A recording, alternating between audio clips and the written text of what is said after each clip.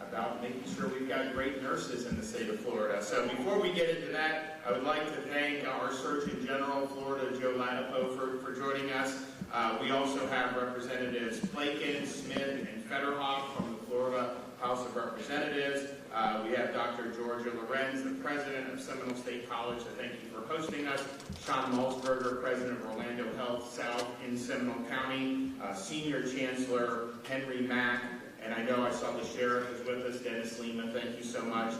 We're also joined here, as you can see, by many nursing students.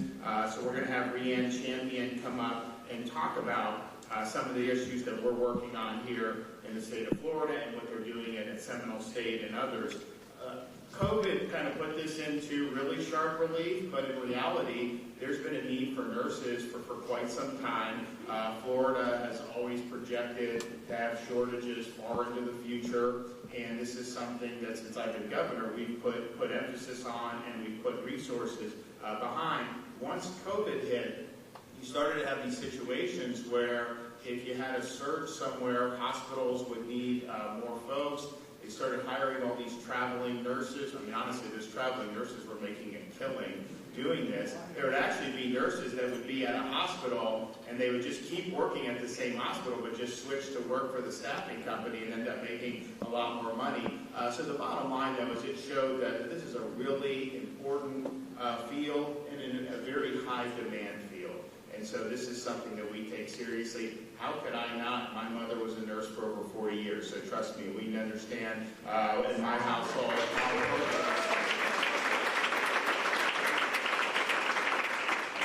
And so throughout all this, when COVID first hit, we were working to make sure we could strategically assist with personnel as we could. Obviously, the hospitals and the medical facilities were able to plan for future waves, and they were able to make those decisions, and we were supportive of them. But we also did more than any other state to protect the jobs of our nurses against mandates. And you had a situation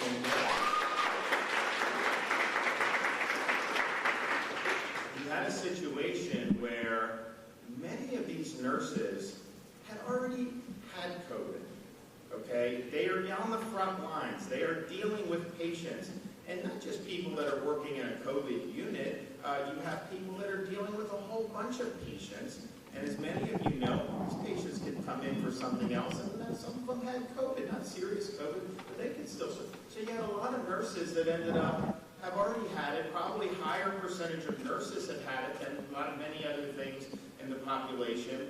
And you had a lot of them, particularly a lot of the female nurses in their 20s, 30s, they didn't want to have to do the vax, particularly since they already had immunity. And so we called a special session of the legislature last year, and we said, in Florida, you shouldn't have to choose between your job and getting a jab that you may not like. So we signed that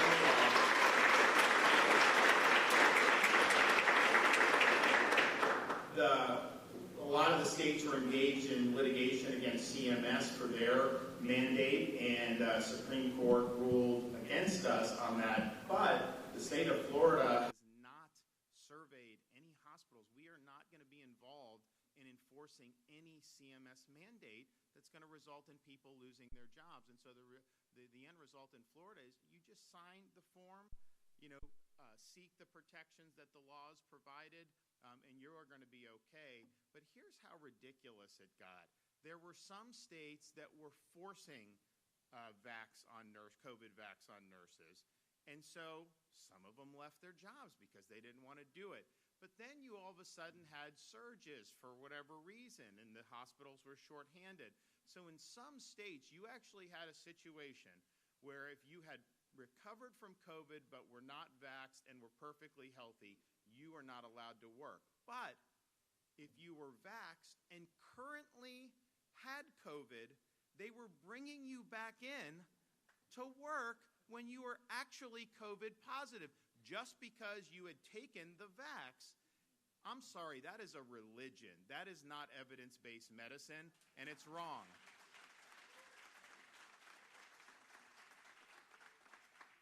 So we are supportive of that across the board. I mean, we did that for every employee in Florida because we realized how significant it is. I mean, people shouldn't have to worry about putting food on the table based off this issue. But particularly, it was so unbelievably counterproductive to impose that on medical personnel. And that exacerbated a lot of the shortages throughout the rest of the country. Well, fortunately, Florida, we're happy to lead and we're happy to stand strong. Now, today we're here to announce this is National Nurses Month. And so we were working with the legislature during the legislative session. We've been going through the budget, and there's a lot of different things that get put into a budget. Some of it is good. Some of it may be more questionable. Some of it is something that I will pass on. But we really, really were pleased to see a lot of support for expanding the footprint of nurses here in the state of Florida. And so today we're going to be able to say that in the budget, we're going to have, just with two really significant programs, an additional $125 million of support. And one...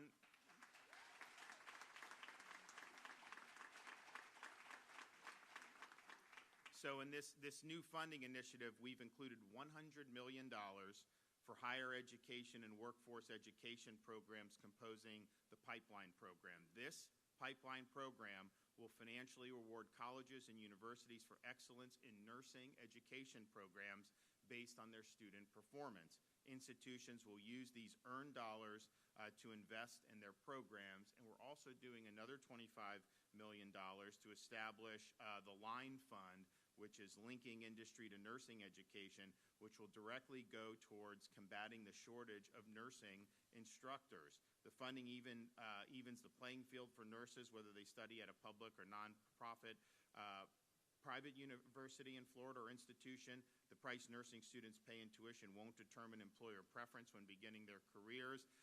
These funds will actually be matched dollar for dollar by healthcare providers. And so we already have a huge amount of interest in this program. So the $25 million, that is going to go very quickly because it's important that these hospitals and these health systems see the ability to expand their workforce. And if they put in $1, we invest $1, and everybody wins. And so we're really excited about that. We also have a lot of other great things in the budget. You'll see when the budget comes out, when we sign the budget, there's going to be a significant amount of money to expand some of the infrastructure at both with our school districts, with our state colleges, and with our universities. And I think those are going to be really historic and significant investments. We also have a recurring program that has student loan reimbursements and scholarships for nurses, which is something that we're very supportive of. We also have various programs at different state colleges that we want to continue to support. Some will be new programs.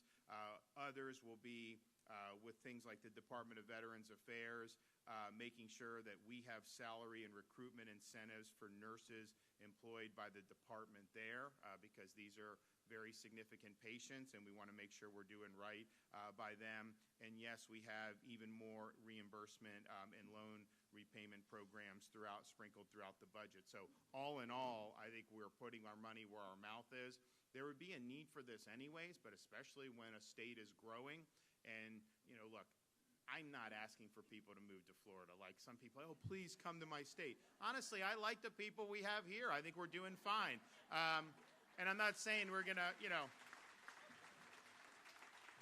and so it is what it is. But the fact of the matter is it's a free country, and people can pick and choose. And over the last 2 years especially, you've seen people vote with their feet and leave states that were poorly governed, states that had arbitrary and draconian COVID lockdown policies, states that were not supporting law enforcement and saw massive increases in criminal activity and a reduction in public safety.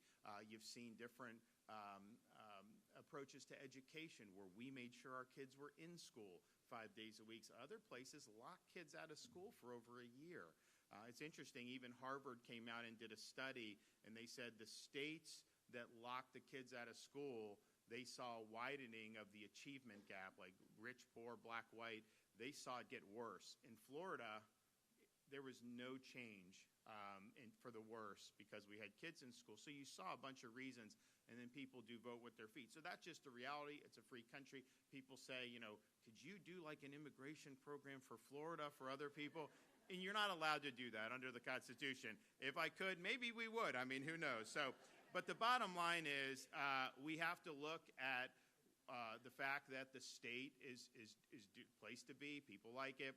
So the demand for nursing, I think, is nationwide. But for us, it's even going to be more acute. And so these really historic investments is our way of getting out ahead of this, making sure that we're able to fill these positions. And as I mentioned, just coming from a family where my mother did it for 40 years, you will make a huge impact on a lot of people.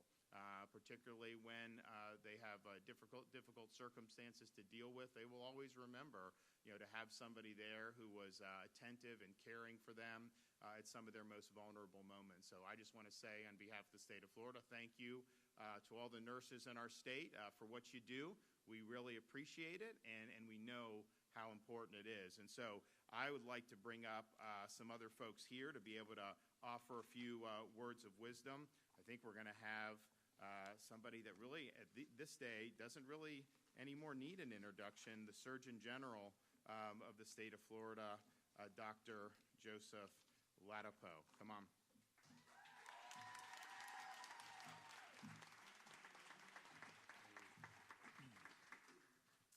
Well, thank you, Governor, and a big thank you, I think, from all of us for what you've been doing while you've been the governor.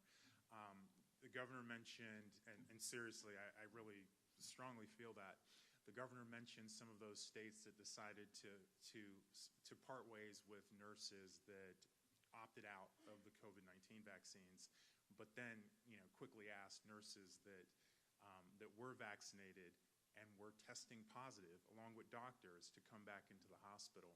And I came from one of those states in California. I remember reading the LA Times story about this change when it happened. And it really demonstrates just the absurdity, the degree of absurdity that we have learned to somehow deal with and make it through over the past 2 years. And it's wonderful that Florida didn't do that. It also demonstrates respect for nurses and respect for other healthcare professionals. I mean, it's incredibly disrespectful of people. Basically, it disregards them when you see that they've been providing heroic service, as nurses have done well before the pandemic and continue to do today, and then just dismiss them because of a a personal decision that they may have choose not to do for a variety of reasons. So it is an important thing to just note and acknowledge. And I personally, and I know many of you too, appreciate that Florida, fortunately, never went down that path of disregard for human beings and lunacy, because it doesn't make sense. It also happens to be crazy to do that. So, I practiced internal medicine, hospital medicine, and, I was a medical student. I started medical school in the year 2000. I started in Boston. And I remember, there would be, when I was a medical student, I've been learning from nurses from the beginning, So from the time I was a medical student, yeah, totally, thank you. Yeah, no, I'm applauding for you guys, because I really do. I've always appreciated nurses. And I remember when I was a medical student, and there'd be simple stuff, that I just, you guys know the med students, they have no idea what they're doing. And, the nurse would say, oh, do this there, or move this there, or no, you should do this. And I'm like, oh, thank you. So, I learned, and when I became resident and a professional, and really nurses are my colleagues at that point and partners, I really appreciated how the partnership. So nurses, honestly, they're a special breed of people. I mean, you've got humans and then you've got nurses. And they're super people. I mean, they are incredible in terms of their energy and work ethic. They are fearless. They are committed and devoted at an unbelievable level to the welfare of their patients. And they create circumstances and outcomes for their patients that only that breed of people could do, only nurses could do. And as doctors, we often, sometimes doctors are considered frontline healthcare workers. And yes, especially if you work in the emergency department, I think that's true. Civil service employees have options at their disposal, which kind of elongate a process. Like if we were going to say we wanted to terminate them immediately, we're not allowed to. They're not our rules, they're civil service rules. So she has been what we call defrocked, where we take away her corrections powers. She won't wear the uniform, the badge, or any of those things. She's given a generic ID card to enter the building and things of that nature, and then we let the process play out. So at the conclusion of her criminal case, we then move into an administrative process where, per the Florida State Statute 112, it gives us 180 days to fulfill that, and then we will see what happens to Officer Mulcahy. So with that, I will take a few questions. Undersheriff, so technically at this point she's terminated but still works? Like, how does it work with the 180 days? So she is suspended. So what happens is it does, if you read it,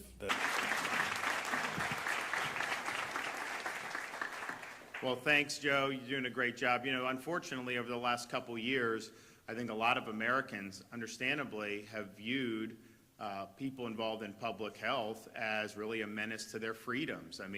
Force you to take vax or lose your job, force you to muzzle yourself, even lock you down, all these different things. And I think Joe, from the beginning, has been advocating policies that were based in common sense, that were based in really the accumulated wisdom of prior pandemics and other things where they realized a lot of this stuff was not good policy, and he's been willing to lead, whether, we led on making sure kids weren't forced to wear masks in school. Like most districts followed our law, but some didn't, and so we had to have that fight, and they're so much better off.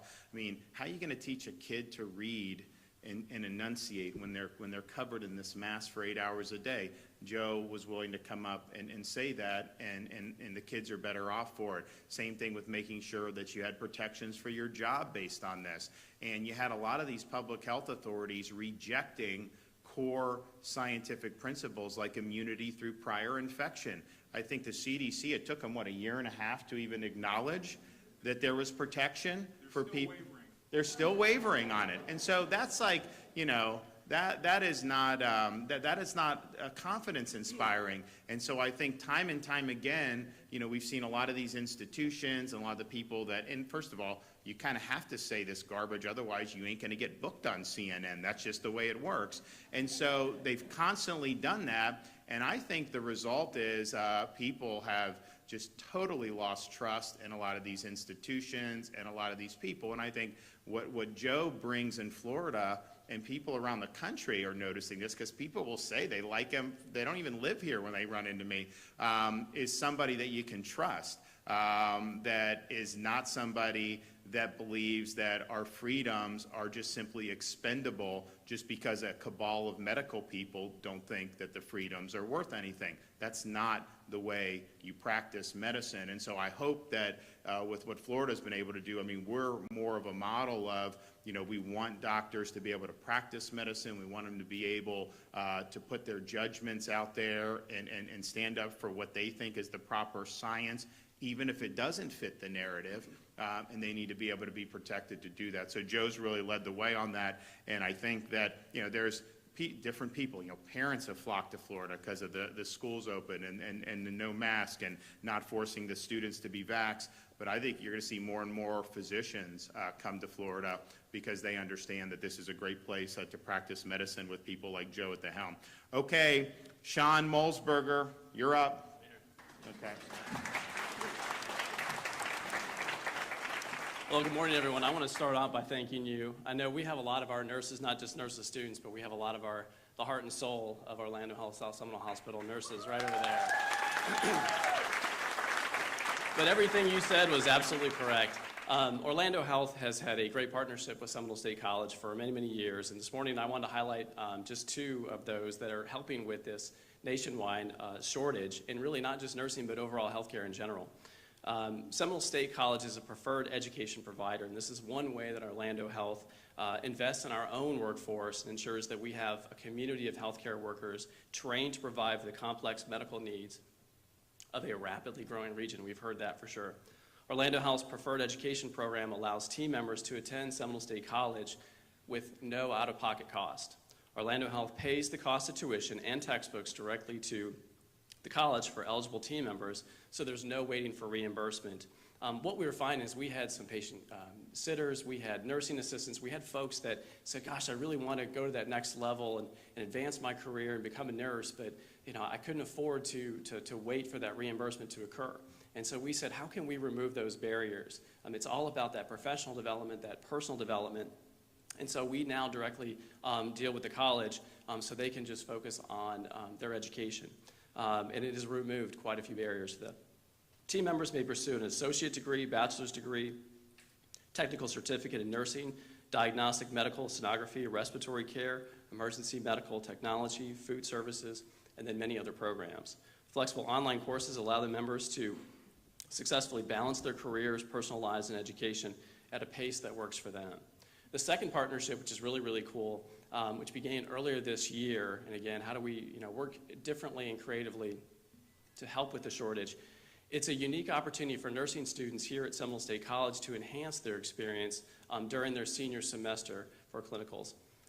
These nursing students get hands-on experience through Orlando Health South Seminole Hospital's dedicated education unit. We use a lot of acronyms in healthcare. It's the DEU. Last week, we celebrated the first graduating class, and we welcome students for the summer semester as well. Their first clinical day is tomorrow. Thanks to Sharon Gustafson, who I know is here, our manager of clinical learning. This was her baby. She has an enormous amount of passion around this program.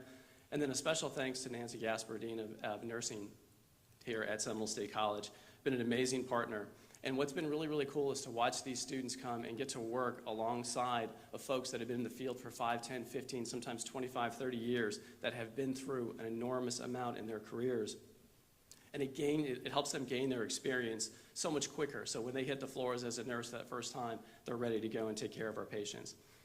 It's one thing to hear it from me, but it's much better to hear from a recent graduate of Seminole State College and a graduate of our first cohort from the DEU, as well as, I like to say this, a future Orlando Health team member who she will start with us in July. Thank you, Dr. Okay. Well, introduce yourself. All right, my name is Rayanne, and I'm a recent nursing graduate from Seminole State College. Although I must admit to y'all that that was not my first choice when I started my educational pathway. I struggled for a long time to figure out what I really wanted to do, what my calling was. I actually have a previous degree in biology that I completed this spring of 2020, right before starting my nursing program. But all the while through that journey, I honestly had no idea what I wanted to do once I graduated. I just figured I liked science and I'd figure it out once I was done. But then about halfway through that educational career, something terrible struck my family. My grandpa had a dramatic health decline, and to the point where he was in the ICU on life support. My family had to make a very difficult decision of whether or not to continue or withdraw his life supportive measures. We ultimately decided to terminate those life-sustaining actions, and it was extremely challenging for my family. I say all of that to,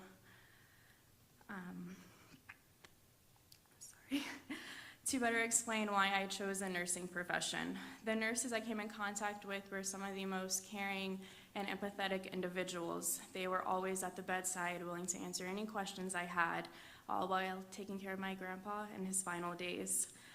The sense of responsibility that my relatives had to make this decision was made less stressful due to the amazing nursing staff that was present.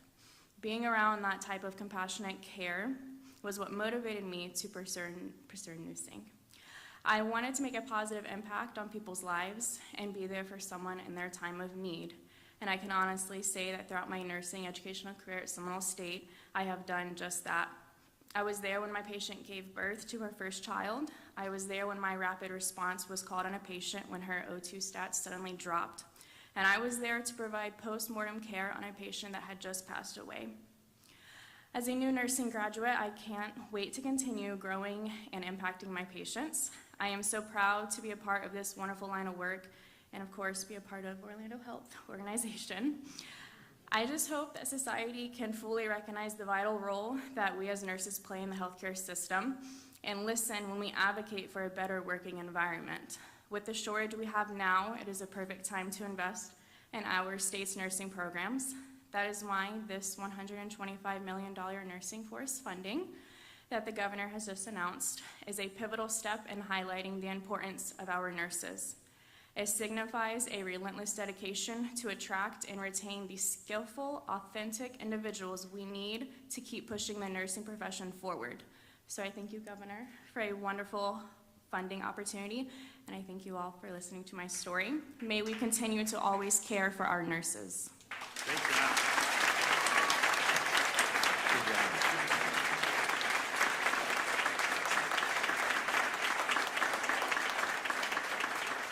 Well, very well done. Thank you, Rianne, and good luck to you. And we know you'll have a great career. We're also, the importance of nurses, of course, we're here today, but I think we should also just point out that Florida was one of the states that recently guaranteed patients that they would be able to have family members visit them in the hospital and in nursing homes.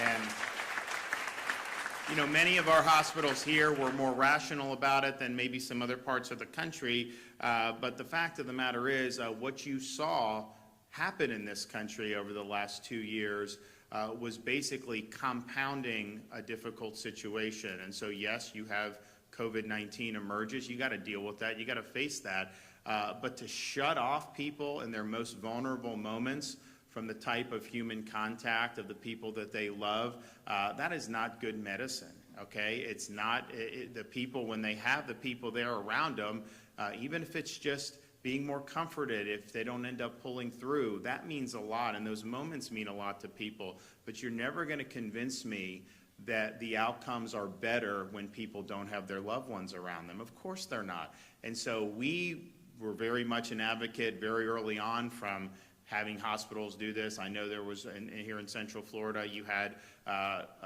families that have to have access by and large.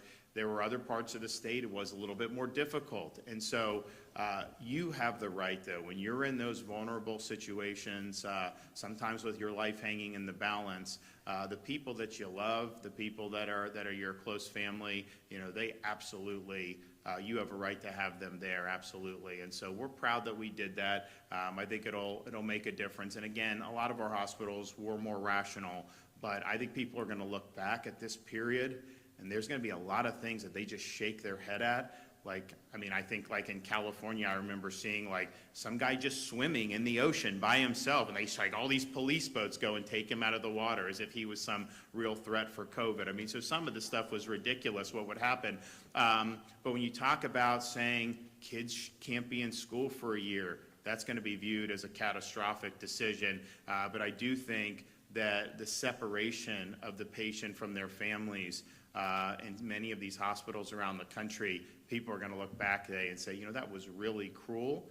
It was not something that ultimately impacted the trajectory of the disease spread one iota, and it ends up leaving, I think, very bitter taste in the mouth of families. When you're on a computer screen or a phone, you know, that is not the same thing as being there and hugging the person that you love or holding their hand and comforting them. So thanks to the legislature for passing that, and we're happy that we were able to get that done. Okay, last speaker, our senior chancellor, Henry Mack. Thank you, Governor. Great to be with everyone, really humbled. First of all, thank you to the students. Congratulations on your endeavors, and thank you to the nurses and to the nursing faculty and those that have instructed our nurses all throughout, especially the pandemic. I would like to take a personal point of privilege and thank my wife, who's also a nurse, 31 weeks pregnant and still going in the hospital. So knowing firsthand to the points that Dr. Ladapo made about your commitment, your empathy, your dedication, and just the outright virtue that you exhibit as professionals. So thank you very much. I want to just sort of briefly remark on something the governor said, and if it weren't for his leadership and really the leadership of the legislature, we wouldn't be in this position of investing in workforce education and training at the rate or at the level we are. Since 2019, when the governor took office, he has invested, through the support of the legislature, over $5 billion in career and technical education. And this has truly changed the narrative. This has helped us understand the value of a career and technical education program and not buying, I think, into the false belief that everyone needs to go to university in order to be successful. And many of you here, including the Valencia students I think are here too, exhibit that. You represent that, and that is just a phenomenal testament. With over $1.7 trillion in student debt these days, we know that students can enter a Florida college system institution or a technical college across our 67 school districts and leave debt-free. At many cases, or in many times, you are earning while you're learning. You are employed, but also being educated, which is just, again, a testament, I think, to your leadership, Governor, as well as the legislature. I'd like to round out my comments, too, by thanking Dr. Lorenz, President of Seminole State College, and all of the presidents across the Florida College System Institution for your support for workforce education and training. The pipeline fund that the governor announced his support of for Seminole State College, what does that look like? That looks like $1.4 million reoccurring this year for the support of your nursing program, as well as another $1.4 million for Valencia, who's also a close partner in this region. And it's to Seminole State College's credit, too, that you include in your academic offerings adult basic education. For those adults that lack basic skills, that don't have a high school diploma, they can come to Seminole State College, co-enroll in a healthcare program while they're learning their basic skills or getting their high school diploma, so they're not wasting any time. And it's very few colleges, more colleges now thankfully are expanding those offerings, but Seminole State College has been, I think, a beacon, a paragon in that respect as you integrate that kind of education and training. And so thank you very much, Governor. Thank you for your support for all of CTE, for all of the faculty, and on behalf of our new Commissioner, Manny Diaz, we look forward to working with you to make this program successful. Thanks very much.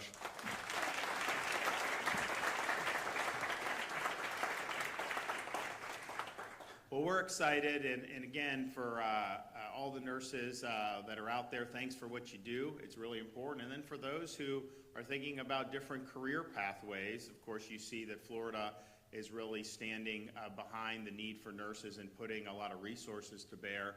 But I think that most folks would tell you who have been nurses that you have opportunities in that profession to really impact a lot of people in a very positive way. And that's something that people appreciate and you really are making a difference. And I know when people try to figure out what they're going to do with their career, there's a lot of different factors. I mean, you know, I think nurses are getting paid more. They have to. The market forces, we're obviously putting money in. We want to help with loan repayment, want to help with all that. But it's not like you're going to be a billionaire by being a nurse, and so people get that. But I think what motivates people is just desire to serve others and desire to really be there and make an impact on people's lives, particularly under very difficult circumstances. And so for that, I think that it's a commendable profession. And in Florida, we are stepping up to the plate, and we are doing probably more than any other state in recent times to make sure that we're putting a strong emphasis on that. So thank you all very much.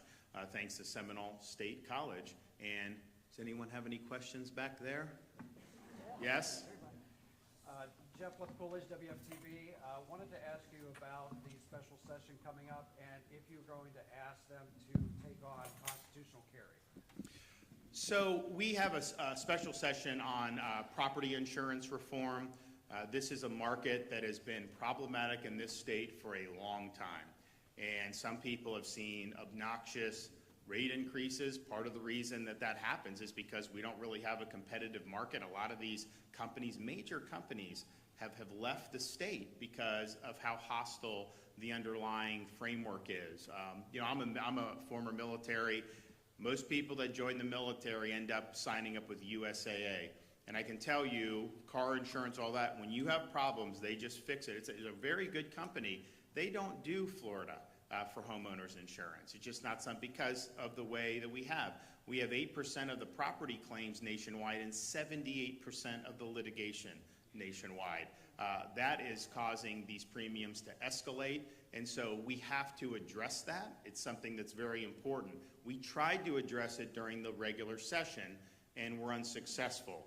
People said, are you going to do a special session? I was like, well, if I know we're going to be able to get it done, I will. And so anytime you add anything or call a special session, it's because you have a sense that that is going to be significant and that's going to be something that would pass. If there's something that you want to do and you kind of haphazardly go forward with it and it fails, then that sets the cause back. And so once I knew we had a framework in place to be able to do property insurance, we went ahead and did that. And so on any of these other issues, you know, if the legislature wants to add, of course they can add. If there are things that I think could be done, you know, then we would do. But I would want to make sure that we had confidence that we were going to be able to get it done, because you know, failing, I think, is just not an option. But the good news is on property insurance, I think we're going to get really, really significant reforms. You know, we did a package last year that had some good stuff. I think that there were some positives that came out of that. I know a couple companies decided to come in and start offering policies as a result of some of those reforms, but it just didn't do enough, I think, to really stabilize this situation. And so that's going to be what we're trying to do, and I think that is something that we must do. Governor Curtis McLeod with Spectrum News 13. Wanted to ask you, we know that just weren't prepared for that. Governor, wanted to ask you essentially about Reedy Creek. I know that you had spoken a little bit about this, but we want to just see where you are. Sure. What will happen with the debt that most people think that it will go to the taxpayers? No, so that's a great question. I'm glad you asked that. Just think about it. The same people who criticize me for saying you're punishing Disney are also saying we're going to relieve Disney of $766 million in debt. How would that be a punishment? I mean, like, it makes no sense that that would be the case. And so I can tell you this, that debt will not end up going to any of these local governments. It's not going to go to the state government either. It's going to absolutely be dealt with the taxpayers who are currently in that district. And we're going to have a proposal to kind of make sure that that's clear, and that is 100%. And we understood that, but when the legislature did what they did, they set a date for June of next year knowing, and it's not just Reedy Creek, there was a handful of other of these legacy special districts that had powers that are just unacceptable. You know, Reedy Creek gave Disney the power to seize property outside of Reedy Creek boundaries with eminent domain. There's a lot of other subsidies in there that are just not appropriate. You also had some stuff in other parts of the state, obviously not as high profile. So, of course, all of that is going to be dealt with. I'd say some of those special districts may just go away, some may be amended, some potentially could be reauthorized. Obviously, with Reedy Creek, the path forward is Disney will not control its own government in the state of Florida. Disney will have to follow the same laws that every other company has to follow in the state of Florida. They will pay their fair share of taxes. And they will be responsible for paying the debts. And so at the end of the day, all we're doing is putting them on a level playing field with all the other companies in Florida, making sure there's no special privileges, no special deals, but that debt will be honored. Now, you hear people that will try to say locally in Central Florida, oh, this is going to force us to raise taxes. Understand, from our perspective at the state, any local government raising taxes on their citizens is unjustifiable to do that. There is not going to be any basis to do it because they're not going to have any additional liabilities. And you know what? Even though there are ways where you could potentially have local communities absorb jurisdiction over Disney, after seeing them threatening to raise taxes on their citizens, we are not going to be in a situation where we're just going to be giving them locally control. More likely that the state will simply assume control and make sure that we're able to impose the law and make sure we're collecting the taxes. You know, I look at these firefighters. I think these firefighters there should be making more money. There's a whole bunch of different things that we will be able to do. I'd much rather have the state leading that effort than potentially having local governments. First of all, it'd be a cash cow for them if they had Disney, but I'm worried that they would use that as a pretext to raise taxes on people when that's what they would want to do anyways, and then try to blame Reedy Creek. So we're not going to give them that opportunity. Don't worry about that, but the debts will absolutely be paid, and you will see that. We're working on some proposals. I think we've got pretty much what we want to do, but I'm going to work with the legislative leaders who are going to come in after the election to make sure that we're all in agreement, and then we'll be able to have that ready, as well as dispositions and resolution of these other special districts. You know, we have over 1,000 in the state of Florida. There's nothing wrong with the special district. It's just these ones prior to '68, you know, really had a lot of problematic things in them where they were creating things that I think are aberrations in a normal free society based on the rule of law. So we're going to deal with all of that, and that is 100%. So do not worry about the debt, and certainly the state of Florida. First of all, we have the lowest per capita tax burden. Why? I have the biggest budget surplus we've ever had. There would be no basis to ever do any type of raising taxes. And I think if you look at all the subsidies, you know, that Disney's gotten over the years, you know, likely the state and local governments will likely be collecting more taxes. Good morning, Governor. I'm Ezzy Castro with WKMG, here News 6. Central Florida Democratic lawmakers have criticized your decision to name Cord Bird as Secretary of State. Representative Carlos Guillermo Smith said, "This is the most frightening appointment to date." How do you respond to those criticisms? Well, Cord Bird is very, very strong. We are not going to have to worry in Florida about Zuckerbucks infiltrating our elections with Cord as Secretary of State.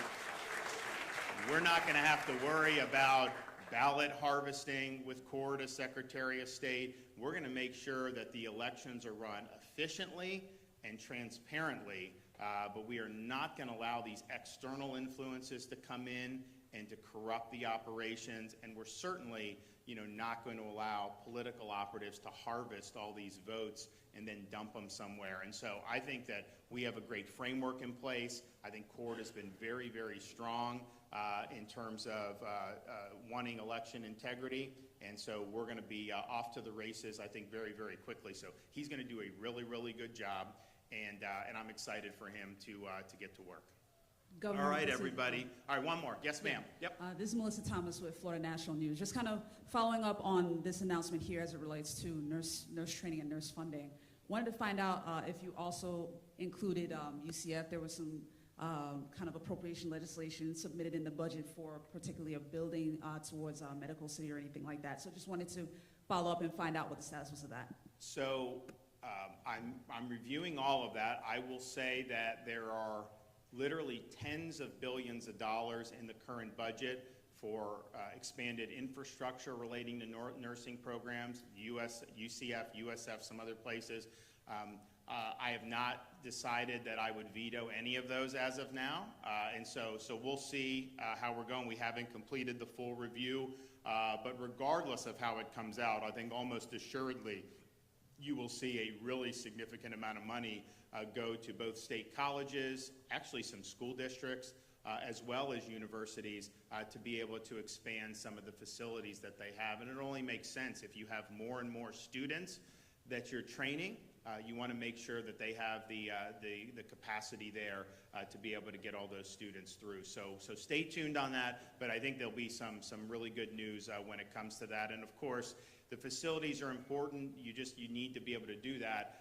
But what I like about what we're doing is, this money here, that's really focused on people, because at the end of the day, it's the people that really make the difference. It's the nurses themselves that make a difference. And I think that we're also looking to see ways we can increase physician slots. The way they do graduate medical education, federal government's involved, and it's kind of weird. We want to be able to do that too, because there is a need to have more physicians trained in the state of Florida. We have some